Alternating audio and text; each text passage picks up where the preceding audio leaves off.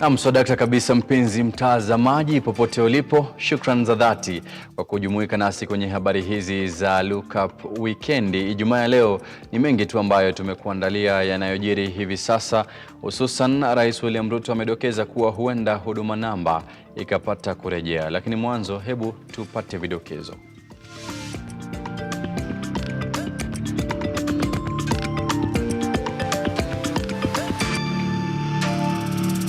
Waziri wa Elimu Ezekiel Machogu atupilia mbali madai kuwa mtihani wa KCSE yaliyotiliwa shaka na baadhi ya watu. As we observe the International Data Privacy Day, as it gives us an excellent opportunity to reflect and reason about possibilities, constraints, opportunities, as well as threats. Rais William Ruto amuru waziri wa mawasiliano na teknolojia Eliud Owalo kufufua mpango wa huduma namba ili kuwatambua Wakenya wote kidijitali. Hesabu za kura za ugavana wa Wajir kuhesabiwa upya katika vituo 8 kama kuu kuamuru hivyo leo.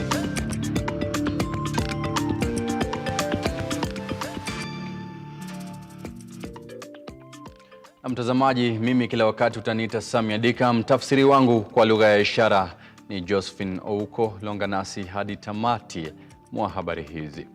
Waziri wa Elimu Ezekiel Machogu amesisitiza mitihani ya kitaifa ya mwaka 2022 haukuwa Zindua zoezi la usambazaji vitabu vya kufanikisha mfumo wa elimu wa CBC.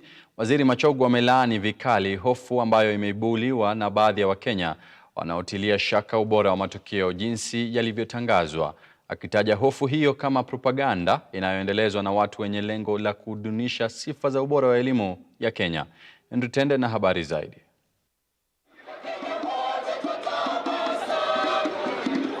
Wiki kadhaa baada ya kutangazwa matokeo ya mitihani ya shule za msingi na ile ya shule za upili, tetesi zimeibuliwa na baadhi ya Wakenya wakitilia shaka uhalali wa matokeo yaliyotangazwa na waziri wa elimu Ezekiel Machogu. Matokeo hayo yakionyesha dhahiri kuwika kwa shule geni zilizoorodhesha alama bora na kuzibwaga shule tajika nchini. Hali hii ikiibua wasiwasi kuhusu uhalali wa matokeo hayo. Hii leo waziri Machogu akiweka bayana ukweli wa mambo. People have said that we produced so many A's that almost each and every candidate was... This is all but propaganda coined by people who don't have proper intentions for our education system, people who I can call, these are sadists. Because sincerely, when you start maligning an education system which has passed all the integrity process, then we start wondering what your intentions are. Waziri Machogu akisisitiza matokeo ya mwaka 2022 yanaonyesha sura sawia na yale ya mwaka 2021, akihoji matokeo hayo yalidhihirisha ubora wa hali ya juu. The percentage of A's in 2021 were more than those ones in 2022. So people saying that Machogu has given anybody an A, would I have been there to deny the Kenyans who hold proper A's the opportunity for them to be awarded an A? To me as Cabinet Secretary, who has been bestowed this very important portfolio by His Excellency the President of the Republic of Kenya. Huku shule tofauti zikidhihirisha ubabe wao na kuwabwaga mabingwa katika matokeo ya mitihani hiyo, waziri Machogu amesikitikia wale walioibua hisia kuwa baadhi ya shule zilipendelewa, akihoji hii si sahihi. We don't have to profile communities because the CS education comes from Kisinyamira, and then you start profiling communities that 800 A's came from where the CS comes from. That is, I don't know how to call it, but the Kenyans, you can be able to see the kind of falsehood being propagated around. Aidha, waziri Machogu amewaomba Wakenya kuhimiza ushindani baina ya shule ili kukuza viwango vya elimu kufikia hadhi ya kimataifa. The guy who left Maranda went to... No, it is not a miracle. It's a question of a little bit of hard work, you have a proper manager, and is able to improve from 9-point-something% to 10-point-something%. And then people say, no, we expect that it is only such and such a school that should always be. Why don't you allow others? Today you are bottom, tomorrow you are up. And we are encouraging, we are bottom up. And that is a national school that has students from all over the country. Wizara ya Elimu vilevile imesema imeanzisha mikakati ya kupunguza idadi kubwa ya wanafunzi wanaofeli mitihani hiyo, ikiwemo kuboresha mtaala wa mafunzo ya walimu. Henry Tende, Lookup TV. Na mtazamaji, tukisalia katika masuala ya elimu, sasa imejitayarisha vilivyo kufanikisha masomo ya wanafunzi waliofuzu kujiunga na shule za sekondari ya kadri na kubaini imejitolea kufanikisha kikamilifu mfumo wa elimu wa CBC. Waziri wa Elimu Ezekiel Machogu hii leo amezindua zoezi la usambazaji vitabu na nakala za mwongozo kwa walimu zitakazofanikisha mfumo huo. Aidha, Waziri Machogu amewaomba wazazi kuhakikisha wanafunzi wao wanajipata kufika shuleni. Wale ambao walipata wanaelekea gredi ya 6 wanawasili shuleni tarehe 30 ambayo ni Jumatatu wiki ijayo, wakati mhula wa JSS utakapoanza rasmi.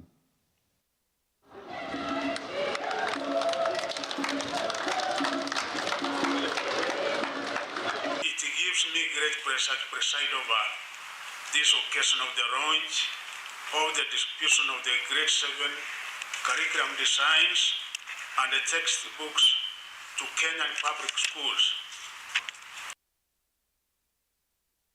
Ahead of the reporting of the cohort of the junior secondary school runners on Monday, 30th January 2023, the start of the distribution of the grade 7 textbooks that will cost the government of Kenya a total of 3,164,365,856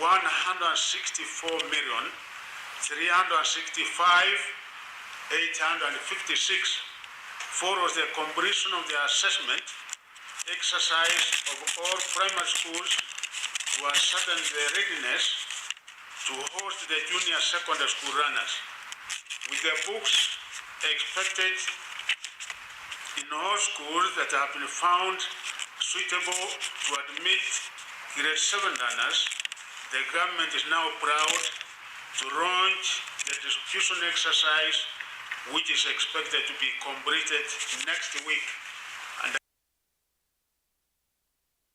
the number of primary schools which will be hosting junior secondary schools, according to our assessment, are now over 20,000, and we will be giving you the specific number.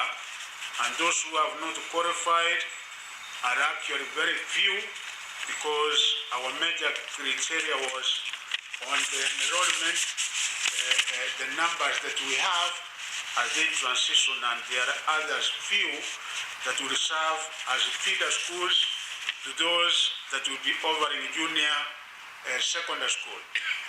This is testimony that the government is committed to ensure that all grade 7 runners have adequate teaching materials as directed by His Excellency, the President of the Republic of Kenya, William Samoei Ruto.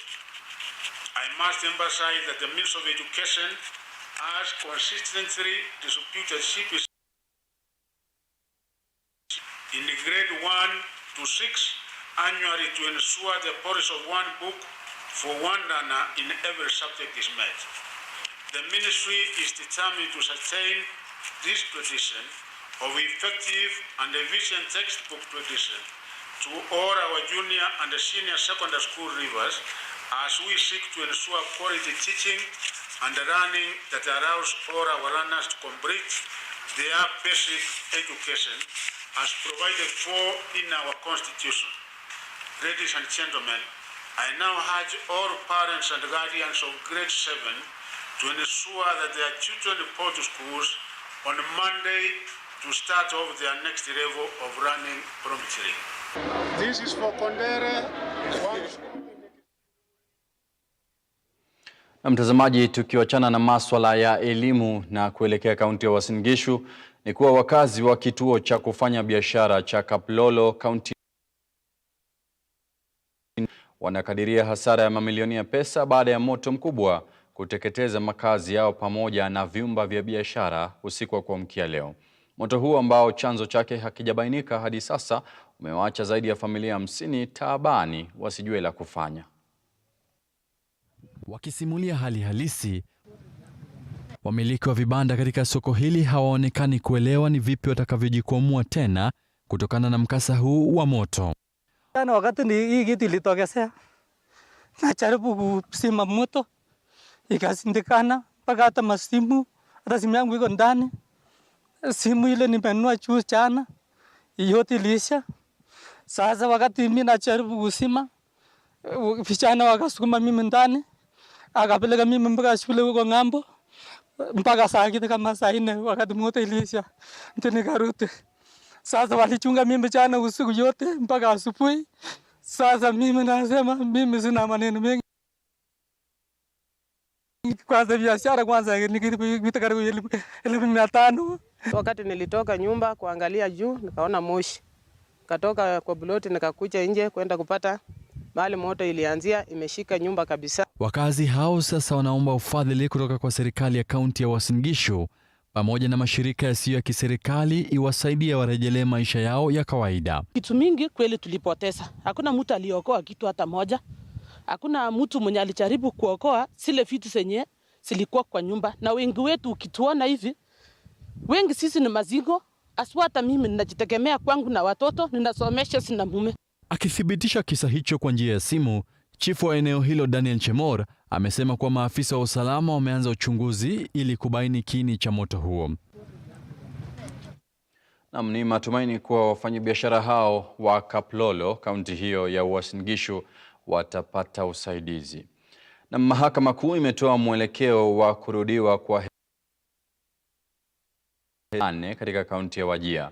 Hii ni baada ya aliyekuwa mwaniaji Adan Mohamed kuwasilisha ombi mahakamani akipinga matokeo ya vituo 26 vya kupigia kura katika kaunti hiyo. There shall be scrutiny of counted ballot papers, packets of counterfoils of used ballot papers, packets of rejected ballot papers, polling day diaries, a statement showing the number of rejected ballot papers, and all originals from 32A used in the Wajir governor election held on 9th August 2022, and all the supervisor authorization forms signed by presiding officers used to authorize alphanumerical identification of voters, limited polling stations. That is Arbajan Primary School 1, Arbajan Primary School 2, Arbajan Primary School 3, Adan Award of the respective ballot boxes used in the Wajir governor election held on 9th August 2022. In compliance with the above orders, the court hereby directs the Deputy Registrar to convene a pre-scrutiny meeting to iron out administrative and logistic issues attended by 2 advocates, because they can be 1 or 2 if we choose one, but by 2 advocates of each party and 1 nominee of each party. Abide the outcome of the main petition. With the grant. Na kwingineko, Rais William Ruto amependekeza kutambuliwa kwa Wakenya wote kidijitali ili iwe rahisi kupata huduma za serikali mtandaoni. Akizungumza hii leo, Rais William Ruto ameamuru Waziri wa Mawasiliano na Teknolojia Eliud Owalo kuhakikisha kuwa mpango wa huduma namba umerejelewa ili iwe rahisi kwa Wakenya wote kutambulika.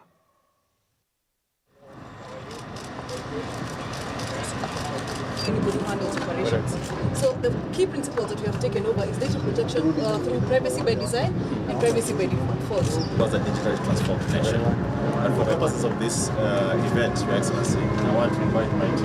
Over the next 5 years, we shall construct another 100,000 kilometers of national fiber optic network to achieve universal broadband connectivity in the country. We want to enhance and wherever possible, automating critical processes, and by migrating 80% of services online, as I have said, and we are developing the digital master plan and establishing a regional app to promote the large-scale development of software for export. We expect the digital superhighway to play a tremendous role as a fully fledged productive sector on its own and an enabling infrastructure for the universal health coverage, agriculture, MSME, and manufacturing pillars of our bottom-up economic transformation agenda for the transformation of our country. As you are aware, ladies and gentlemen, the Kenya Kwanza government, under the stewardship of His Excellency the President, has got a very, very ambitious digital transformation strategy. That strategy, ladies and gentlemen, digital superhighway as a thematic area in the Kenya Kwanza plan. And to operationalize that, we are embarking on an ambitious program of rolling out 100,000 kilometers of fiber optic cable to enhance the ICT infrastructure in all parts of the country. We are establishing and operationalizing 25,000 free Wi-Fi hotspots all over the country, and also in the same vein, setting up a total of 1,450 digital hubs in all the wards in the country, ladies and gentlemen. Equally, we are embarking on an ambitious digital literacy program among members of the public and public officials so that there is an optimal level of uptake of the ICT infrastructure that we are rolling out so that we are able to move towards the digital transformation agenda.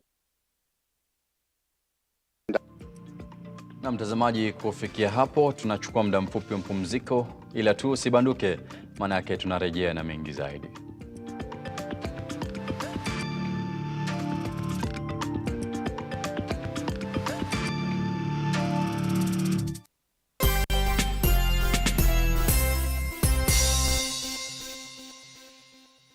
Are you a junior secondary school, a college, a TVET institution, or a university, and you want to advertise your intake? Book now and advertise with us today on both Lookup TV and all our digital platforms. Call us today on 011 0430 158, 011 0430 158, or email us on sales@lookuptv.co.ke.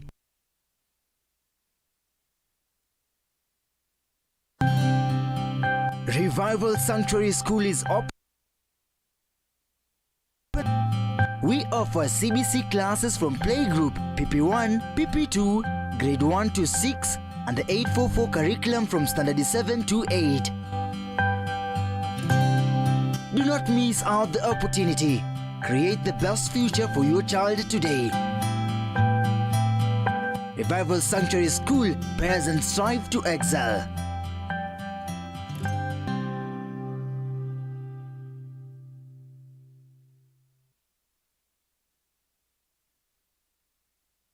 Vera Beauty and Fashion College is focused on being the leading technical and vocational training institute in the region.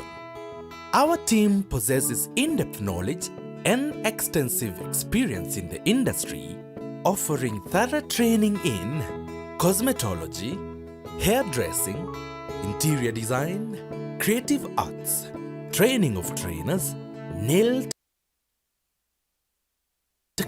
with branches in Nairobi, Thika, Meru, Eldoret, and now in Mombasa, our courses ensure that learners are completely equipped with knowledge, competency, and employability skills. Enroll today to be a part of a center of excellence.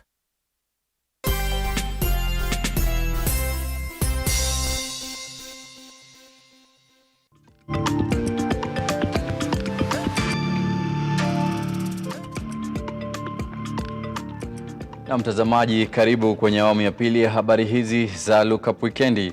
Tuendelee kukutaarifu mengi zaidi. Mdahalo wa uwakilishi wa wanawake katika bunge la kitaifa umeendelea kukumbwa na changamoto chungu nzima. Mwanahabari wetu Cecilia Lubanga alihudhuria mkutano wa vyombo vya habari pamoja na washikadau ambao wako katika mstari wa mbele ya uwakilishaji thuluthi mbili ya jinsia.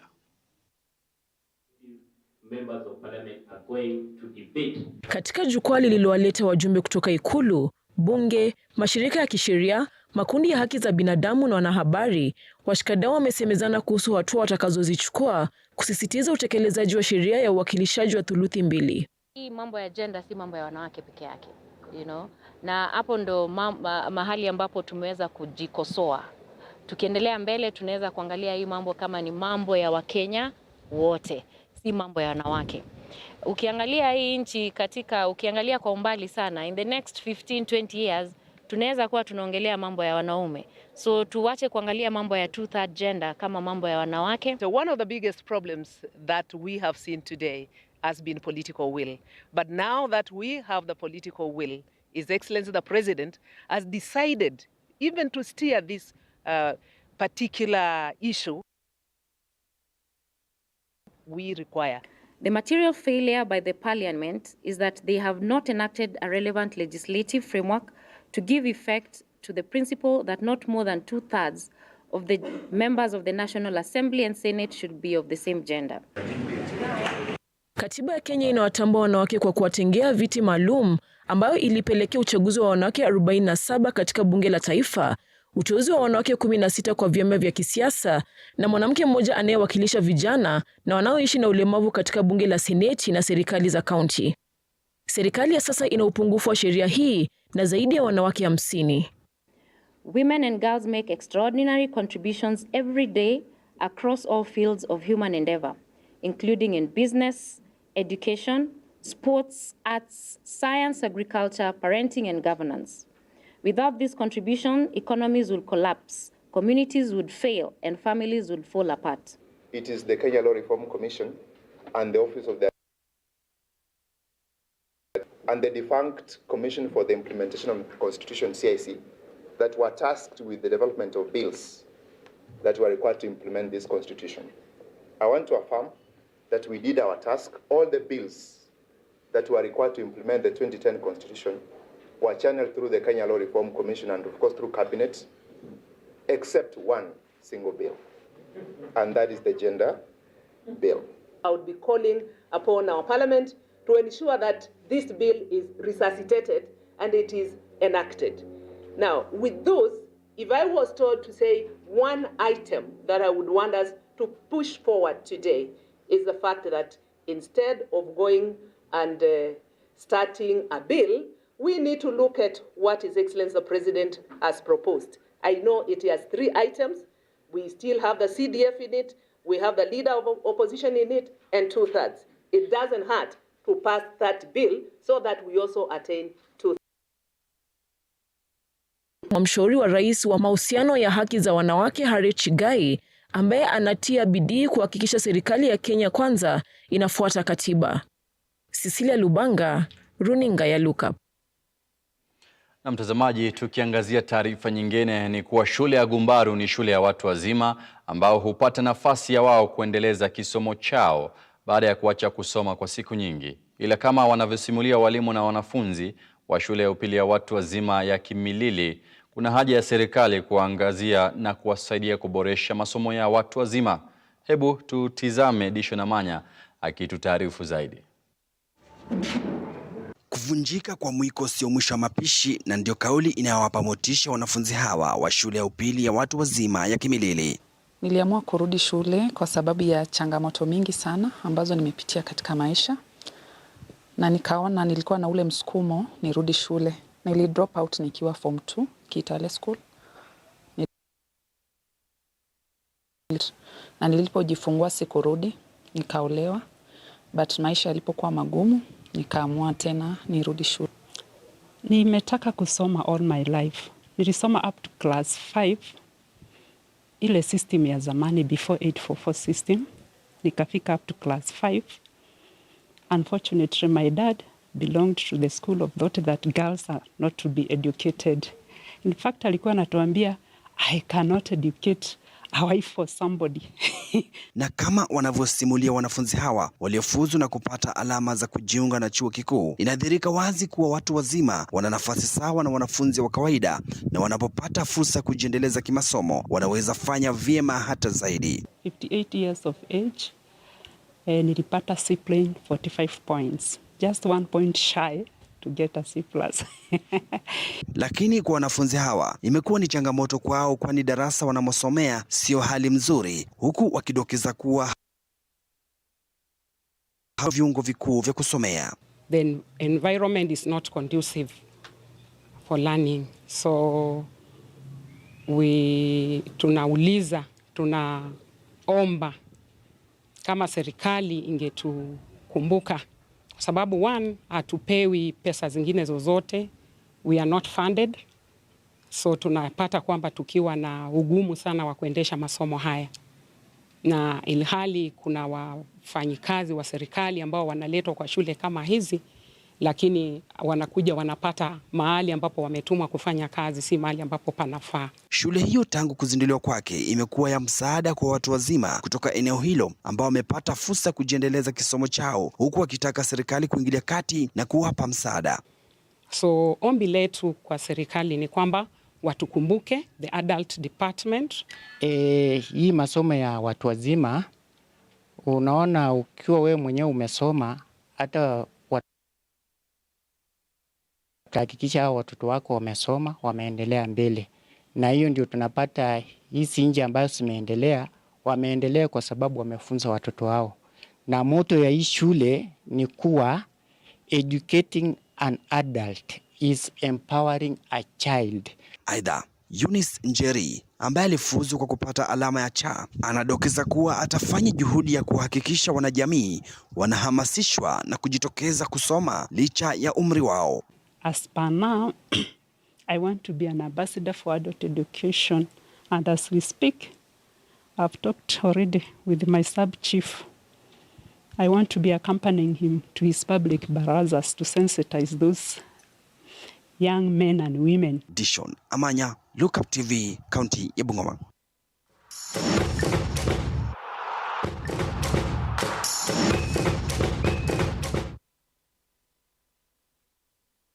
Sasa mtazamaji, viwanja ya ngarabe ya mashemeji dabi kusakatwa wikendi ugani Nyayo. Mahadisi tangu jadi AFC Leopards ama kwa lugha ya utani Ingwe watagaragazana na Gor Mahia almaarufu kama Serikal siku ya Jumapili. Kogalo wameshinda mechi 32 huku AFC wakitoa ushindi mara 27. AFC wanashikilia nafasi ya 7 na alama 17 huku Gor Mahia wakiridhika na nambari 3 kwa alama 23.